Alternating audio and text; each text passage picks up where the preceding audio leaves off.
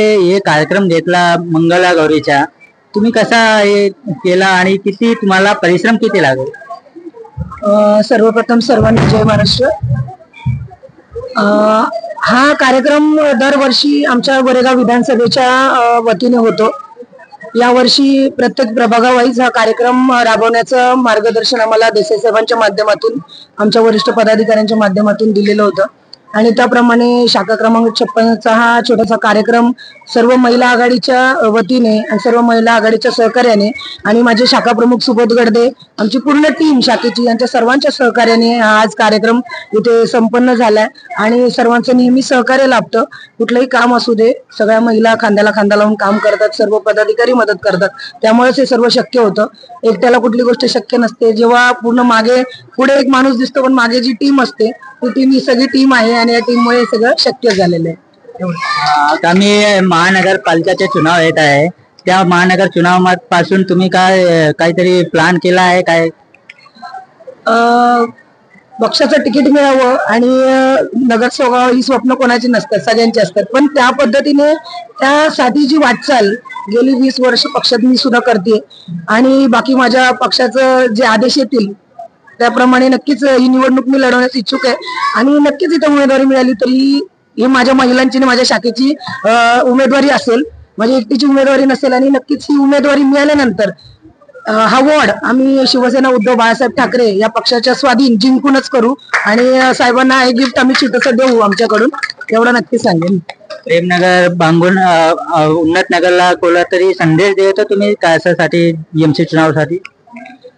लोकांना मी एवढंच सांगेन की आता इलेक्शनच्या काळामध्ये इकडे तिकडे उड्या मारणारे लोक आहेत, ज्यांनी स्वतःच्या स्वार्थासाठी बऱ्याच गोष्टी केलेल्या आहेत, पण ते त्यांच्या स्वार्थासाठी जाताना त्यांनी पैसा हा अजेंडा की आम्हाला कुठून पैसे मिळतात अशा करून लोक गेलेली आहेत आणि आमचं तसं नाही. आम्हाला बरीच आमिष आली, पण आम्ही आमच्या संघटनेला साहेबांना सोडून कुठेही जाणार नाही, भविष्यातही जाणार नाही. जे काही होईल ते या संघटनेत होईल या दृष्टीनेच आम्ही काम करतोय. कारण निष्ठावंत जो शिवसैनिक असतो, जो शिवसैनिक स्वतःला निष्ठावंत म्हणतो, तो एका पक्षात राहतो, एका ठिकाणी राहतो आणि तिथेच आपलं भविष्य जे काय ते ठरवतो आणि आमचं भविष्य आमचे सुभाष देसाई साहेब ठरवतील एवढं नक्कीच आम्हाला आशा आहे आणि आम्ही त्या वेळेने आम्ही काम करतो. थँक्यू. आणखीन कोणीतरी सांगेल काय हे कार्यक्रम मध्ये तुम्हाला कसा आनंद वाटला? कोण सांगतो?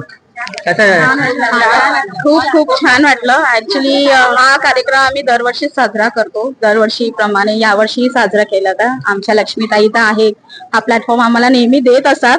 आम्हाला कधी कधी वेळ असतो, कधी कधी नसतो. यावेळी मुळात खरंच वेळ नव्हता, अचानक हा कार्यक्रम ठेवला होता, पण आम्ही ताईंच्याच महिला पदाधिकारी आहोत आणि त्या वतीने आम्ही एक डान्स पण ठेवला.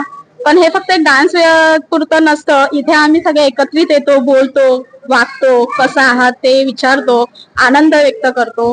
तर हा फक्त एक कार्यक्रम म्हणून बघत नाही, तर एक बोलतो ना, एक ऊर्जा निर्माण होते त्याच्यातून, आम्हाला काहीतरी करायचंय म्हणून. काय असतं ना, नेहमी आम्हाला घर आणि चूल याच्यामध्येच डिवाइड केलं जातं, पण या कार्यक्रमामध्ये असं वाटतं की नाही, आमच्यात पण काहीतरी कला आहे. भले 1 मिनिटाची सिटी गाणं असो, ती पण आम्हाला उत्स्फूर्त करते.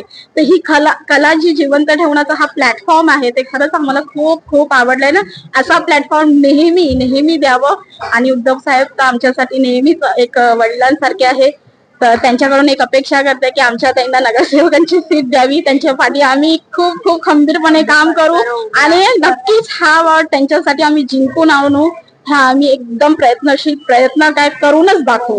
धन्यवाद. जय महाराष्ट्र. लक्ष्मीताईसाठी तुम्ही काहीतरी शुभेच्छा देतात बीएमसी चुनाव? ऑफकोर्स फक्त लक्ष्मीताई तुम आगे बढ़ो, हम तुम्हारे साथ है. सगळ्यांचे आशीर्वाद आहे तिच्या मागे, लक्ष्मीच्या मागे. आणि ह्या मुलींना सगळ्यांना आता 2 दिवसामध्ये डान्स त्यांनी तयार केला. सगळ्या घरगुती महिला आहेत, असं थकतात बाहेरची पण कामं करून, दादाची कामं करून, तरी पण तयार केला एका शब्दावरती. लक्ष्मीताई ना दर टायमाला मालवणी उत्सव मध्ये ते पण जत्रा घेतात, त्यामध्ये पण आमच्या महिलांना संधी देतात काही ना काही करायचं. आता पण त्यांनी पाककला कृती घेतली, त्यामध्ये पण आमच्या महिलांना सामील केलं. आमच्या 56 वार्डमध्ये 50 तरी बायका होत्या, त्याच्यामध्ये महिला त्यांनी भाग घेतलेला. त्यांना आमच्याकडनं सगळ्या महिलांना ऑल द बेस्ट. त्यांच्या पुढच्या वाटचालीसाठी आमच्याकडनं सर्व महिलांना खूप खूप शुभेच्छा आणि यशस्वी होऊ द्या. थँक्यू.